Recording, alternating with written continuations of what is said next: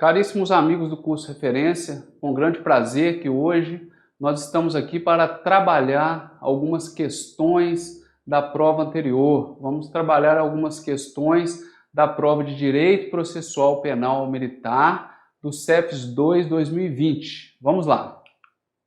Leiam por gentileza.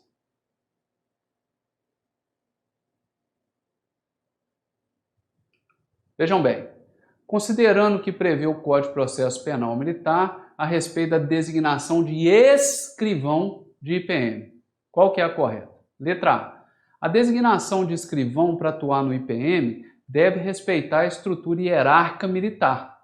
E, por assim ser, a Lei Processual Penal Militar veda a designação de militar de graduação inferior entre as praças. Então, por exemplo, será que eu tenho que observar a graduação para escalar um escrivão? Olha só, eu tenho um subtenente que é o investigado ou indiciado. O meu escrivão tem que ser mais antigo ou superior do que esse subtenente? Não, né? Isso vigora e isso vige para o encarregado. Para o escrivão, não. Para o escrivão, ele pode ser um graduado de menor, um graduado com a graduação inferior, desde que seja no mínimo um terceiro sargento. Então, um terceiro sargento pode ser escrivão de um IPM envolvendo um subtenente, ok? Letra B. A designação de escrivão para atuar no IPM deve respeitar a estrutura hierárquica militar. E, por assim ser, a Lei Processual Penal Militar veda a designação de militar mais moderno que o investigado. Acabamos de falar, não pode, não precisa, né? Eu posso ter um militar mais moderno sendo escrivão de um IPM que envolve um militar mais antigo ou superior do que ele. Letra C. Em um IPM, onde o subtenente figura como investigado, o escrivão deve ser escolhido, olha só, necessariamente dentre os demais subtenentes da unidade, independente da antiguidade entre escrivão e investigado. Então teria que ser subtenente também, já falamos que não, né? Letra D é a correta. Em um IPM, onde o subtenente figura como investigado, é possível designar um terceiro sargento para atuar como escrivão. Show de bola. E lá no artigo 11 do Código de Processo Penal Militar está previsto, né? Designação para o inquérito de escrivão, quem faz? O encarregado, se não tiver sido feito pela autoridade que lhe deu delegação, recaindo em segundo ou primeiro tenente, se o indiciado for oficial. Sargento, subtenente ou suboficial nos demais casos. Se não for oficial, no mínimo um terceiro sargento. Tá? Vamos lá, leiam.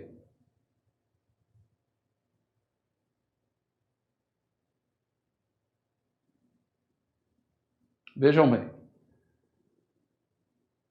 Marcar VOF. O escrivão é o fiel colaborador do encarregado, do inquérito. Trabalha sob o compromisso de manter sigilo e de não cumprir as determinações do CPPM. Óbvio que não, né? Ele tem que cumprir o que está previsto na lei, Código de Processo Penal Militar. Segundo, as autoridades enunciadas no artigo 7º detêm o poder da Polícia Judiciária Militar, cuja competência está lá no artigo 8º, tá certo? Exatamente isso.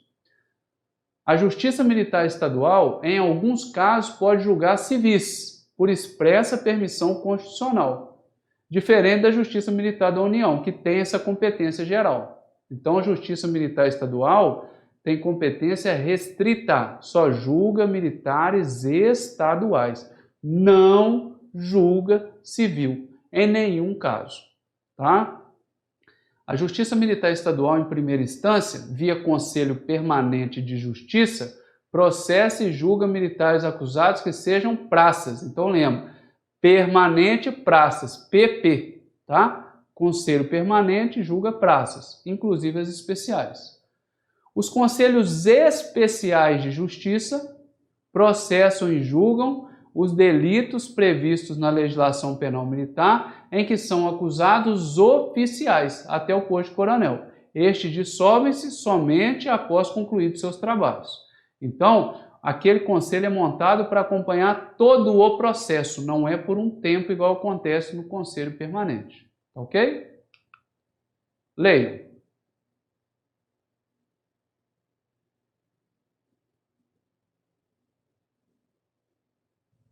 Vamos lá? Compete à Justiça Militar Estadual processar e julgar os militares dos estados nos crimes definidos em lei. Quais os crimes? Crimes comuns podem? Não, então ali está o erro. Letra B. Processar e julgar os militares das Forças Armadas? Justiça Militar Estadual? Olha o erro aí. Letra C. Processar e julgar os militares dos estados, beleza, nos crimes militares, beleza, definidos em lei. E também, depois da emenda constitucional 45, as ações judiciais contra atos disciplinares militares. Show de bola, é o que prevê lá o artigo 125 da Constituição Federal, parágrafo 4º, né? Letra D. Processar e julgar os militares das Forças Armadas já está errado, né? Nem precisa de ler o resto. Justiça Militar não julga militares das Forças Armadas. Leiam.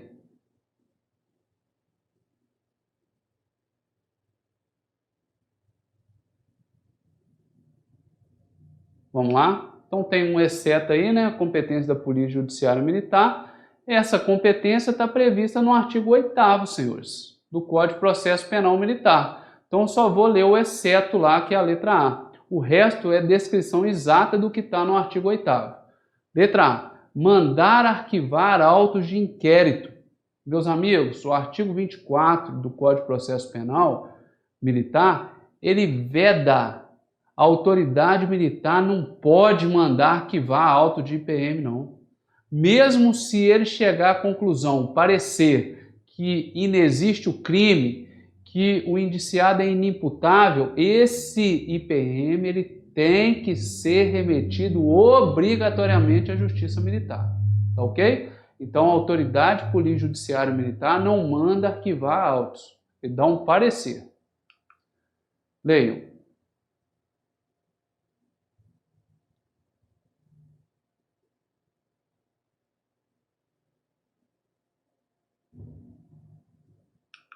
Vamos lá? Então vamos lá. Olha só, essa alternativa ela traz uma série de palavras, não é, que não correspondem ao sentido. Então na letra A fala de conselhos excedentes de justiça, de conselhos jurídicos. A letra B fala que a segunda instância da Justiça Militar, ela é o Superior Tribunal de Justiça Militar, perfeito? No que tange a Justiça Militar Estadual, né? O Superior Tribunal Militar, ele só cai para a Justiça Militar da União, não para a Justiça Militar dos Estados.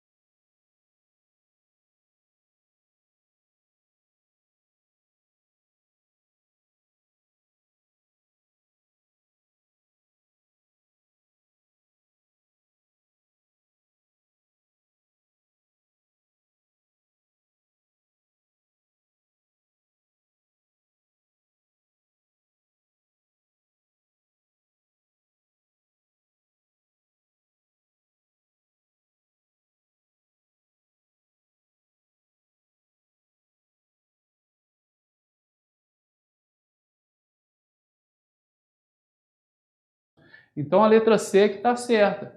A estrutura da Justiça Militar Estadual tem na primeira instância os Conselhos Permanentes de Justiça, os Conselhos Especiais de Justiça. Numa segunda instância, tem o Tribunal de Justiça Militar. É essa que é a estrutura, tá? Letra D fala em vara de justiça militar, que são as auditorias, em juizados especiais na justiça militar que não existem, tá ok? Então tá errada também. Vamos lá. Leiam, por favor.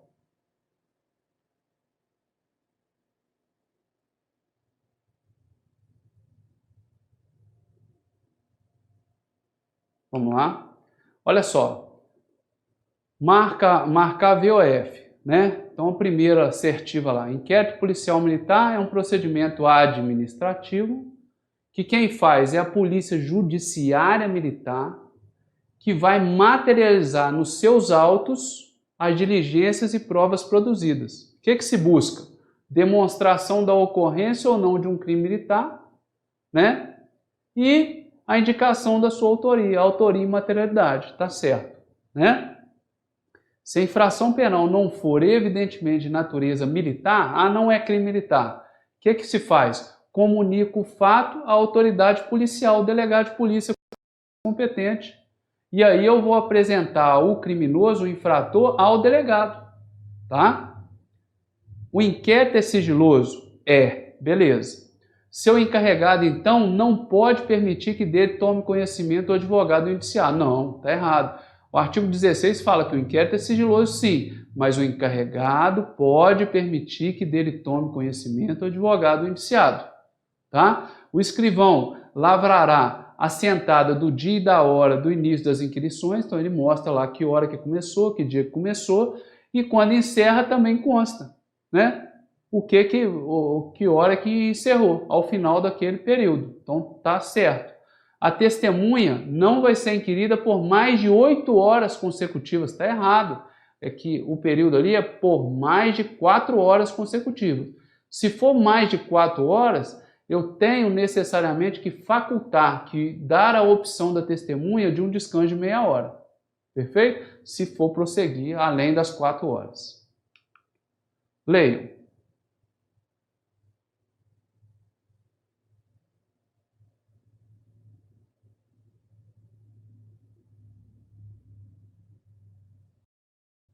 Vamos lá? Olha só. Sobre o inquérito policial militar. O inquérito é iniciado mediante portaria. Até aqui, ok. Quando de sindicância é feita em âmbito de jurisdição militar. Show! Que resulte indício de existência de infração penal comum. Então, inquérito policial com infração penal comum não tem jeito, né, gente? Então, a infração ali só pode ser a penal militar. Os exames e perícias, avaliações realizados regularmente no curso do inquérito servirão apenas para a propositura da ação penal e depois ela tem que ser desentranhada dos autos, retirada dos autos do processo. Será que é isso mesmo? Não, né, senhores? Então, o artigo 9º, parágrafo único, fala que essas perícias, perfeito? Avaliações e exames são efetivamente instrutórios da ação penal. É óbvio, porque muitas vezes essa perícia não vai ter nem condição de ser mais feita. Tá ok? Então é óbvio que ela tem que fazer parte da ação penal. Se no curso do inquérito o seu encarregado verificar a existência de indícios contra oficial de posto superior ao seu, então eu estou fazendo, de repente eu vejo que tem alguém acima envolvido, né? Ou mais antigo, o que ele vai fazer? Ele vai requerer, solicitar à autoridade que delegou os poderes para ele, que ele seja substituído por outro oficial de posto superior ou mais antigo do que aquele que está sendo investigado no crime. Ok? Exatamente a letra C. Letra D. O inquérito deverá terminar dentro de 10 dias se o indiciado estiver preso, contando o prazo a partir da ordem de prisão. Está errado, não é 10 dias, são 20 dias. Ou no prazo de 30 dias, quando o indiciado estiver solto, contados a partir da data que se instaurar o inquérito. Não é 30 dias, são 40 dias. Leiam, por gentileza.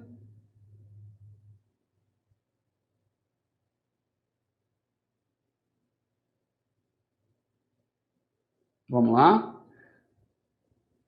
São modos pelo qual o inquérito policial pode ser iniciado, exceto. Então, senhores, isso aí está tudo lá traçado, se eu não me engano, no artigo 10, né? A única situação que não existe é um inquérito iniciar em virtude de requisição do juiz.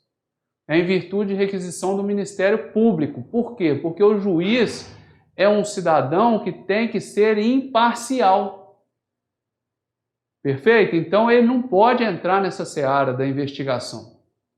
Não cabe a ele. Por quê? Porque ao final ele tem que decidir, senão ele se contamina. Ele acaba por não ter essa legitimidade para chegar ao seu veredito. Então ele não é em virtude da requisição do juiz, e sim do Ministério Público. Leiam, por favor.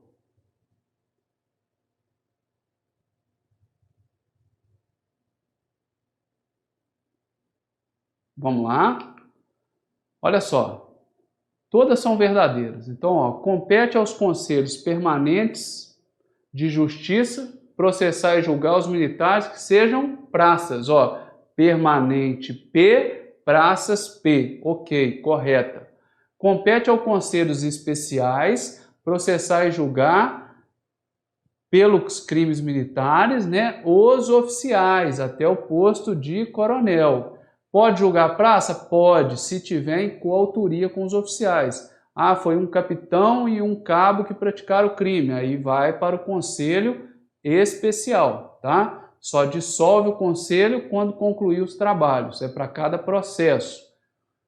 Compete aos juízes de direito do juízo militar processar e julgar singularmente os crimes militares cometidos contra civis. Tá certo, né? É o juiz sozinho, né? E ele não julga no conselho, né? Há um militar cometeu um crime de lesão corporal contra um civil. O juiz vai julgar aquele fato sozinho, tá? Ah, aconteceu um crime militar de desrespeito entre dois militares, desrespeito a superior. Aí é o conselho, não é o juiz sozinho.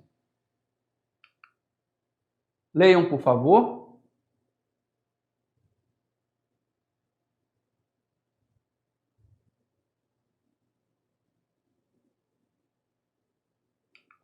Vamos lá. Em relação ao IPM, é correto afirmar: inquérito policial militar caracteriza por exigir, olha só, sigilo absoluto, previsto de forma expressa no Código de Processo Penal Militar, de modo que veda-se ao advogado e ao investigado o acesso aos autos do procedimento investigatório. Não. O inquérito é sigiloso? É. Mas o encarregado, ele pode permitir que dele tome conhecimento o advogado do indiciado, está previsto na lei, tá? São definitivas as provas periciais, está lá no artigo 9º, senhores. É o que eu falei, muitas provas não tem como ser repetida, né? Então ele prevê que são efetivamente instrutórios da ação penal essas provas. Letra C. Ao encarregado é vedada a representação, a fim de que seja decretada a prisão preventiva. Então, o encarregado não pode pedir prisão preventiva ao juiz? O artigo 8º fala exatamente o contrário, que uma das competências da Polícia Judiciária Militar é representar aos juízes acerca dessa prisão preventiva. Deverá terminar dentro de 20 dias se o indiciado estiver solto. Está errado. 20 dias é para o indiciado preso, 40 dias para o indiciado solto. Vamos lá. Prosseguindo. Leiam.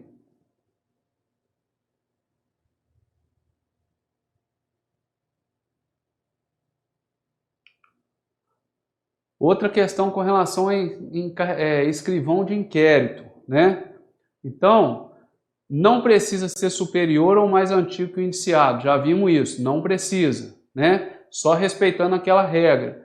Se for oficial, no mínimo segundo tenente. Se for praça, no mínimo terceiro sargento. Só isso. Letra B. Designação de escrivão para o encarregado vai ser feita. Designação de escrivão para o inquérito vai ser feita pelo encarregado. Se a autoridade que delegou os poderes não tiver feito. Que às vezes quem delega o poder, o comandante da unidade, ele já escala, né, o escrivão. Letra C, que é errada. A função de escrivão recairá, olha só, em segundo ou primeiro tenente se o indiciado for oficial da ativa. Não, qualquer oficial, senhores.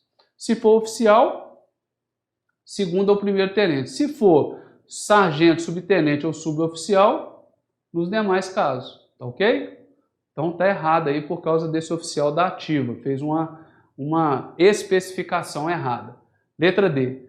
O escrivão prestará o compromisso de manter sigilo do inquérito e cumprir o que vem determinado pelo Código de Processo Penal Militar. Leiam.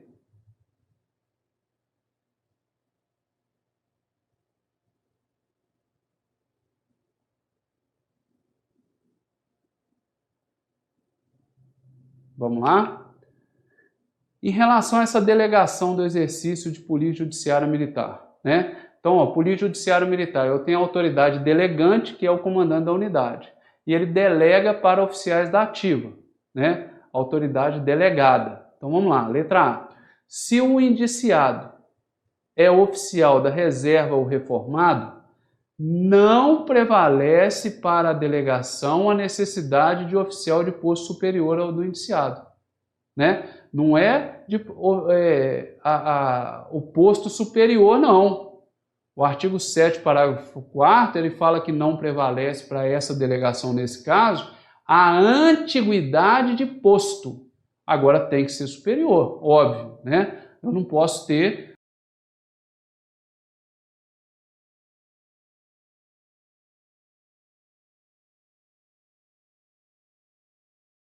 um major, né, da reserva como indiciado e um capitão da ativa como o encarregado do inquérito, né? Eu não vejo nesse caso a antiguidade, ok? Superioridade tem que ter. Letra B. Deverá recair em oficial de posto superior ao do indiciado, seja este oficial da ativa, da reserva, remunerado ou não, ou reformado. Então, ó, recair em oficial superior ao indiciado, tá certo, né? Não sendo possível a designação de oficial de posto superior daquele que está sendo indiciado, qual que é a segunda opção? A segunda opção é designar um de mesmo posto, desde que mais antigo. Letra D. Obedecida às normas regulamentares de jurisdição, hierarquia e comando, o poder de polícia judiciária militar, ele pode ser delegado. E agora sim, aos oficiais da ativa. Não é para todo sempre, é para aquele fim especificado, para fazer aquele PM, para fazer aquele APF. Ok? Vamos lá, leiam.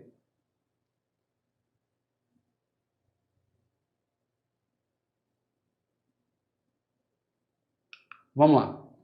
Marcar a alternativa incorreta. Então, a letra A denúncia deve ser apresentada sempre que houver prova de que, em tese, constitua crime e indício de autoria. Então, se eu tenho autoria e materialidade, óbvio que a denúncia vai ser feita. Artigo 30, princípio da obrigatoriedade.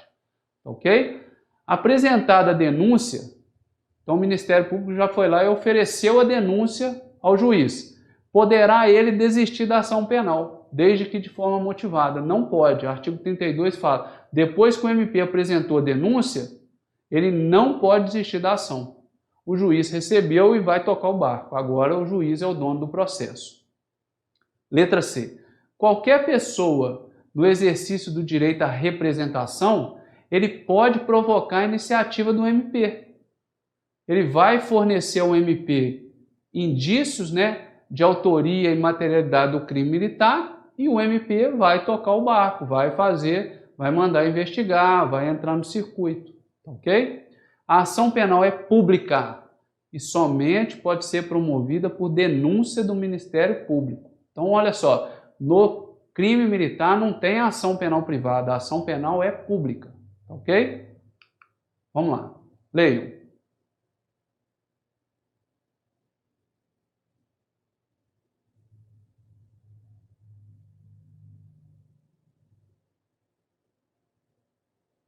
Vamos lá. Em relação ao IPM, é correto afirmar. Letra A. A autoridade militar não poderá mandar arquivar o inquérito, embora conclusivo da inexistência do crime ou inimputabilidade do indiciado. É o que prevê o artigo 24. Terminou. Parecer vai para a Justiça Militar. Ok? Não fica arquivado na unidade. Letra B. IPM é uma apuração sumária do fato. Show de bola. Em tese, para apurar o crime e a autoria, tá ok? Não tendo, no entanto, um valor jurídico. Os exames, as perícias realizadas que não forem repetidos em juízo durante o processo. Então ali está falando o seguinte, se foi feita uma perícia que não vale de nada, vai ter que ser repetido lá no processo. É mentira, tá? Porque o artigo 9º, parágrafo único, fala que esses exames, perícias, perfeito? Avaliações, eles são efetivamente instrutórios da ação penal, fazem parte já da ação penal, ok? Letra C. O inquérito deverá terminar em 20 dias, vejam bem, se o indiciado estiver preso, até aqui ok, contado esse prazo a partir do dia em que se executar a ordem de prisão, beleza. Ou no prazo de 40 dias, quando o indiciado estiver solto, até aqui show de bola, contados a partir da data do crime, aí que está o erro. Não é contado da data do crime, é contado da data em que se instaura o inquérito. Letra D. O inquérito deve terminar em 10 dias se o indiciado estiver preso. Já não preciso nem de ler, né? É 20 dias preso, 40 dias solto. Então, está errado 10 dias ali já, 20 dias. Meus amigos, espero que eu tenha conseguido contribuir e transmitir para vocês uma ideia da prova pelo qual ou para o qual vocês vão estudar e estão estudando, né? E que vocês tenham então uma noção do que vos aguarda à frente aí no curso, tá? Boa sorte a todos, estamos à disposição. Grande abraço.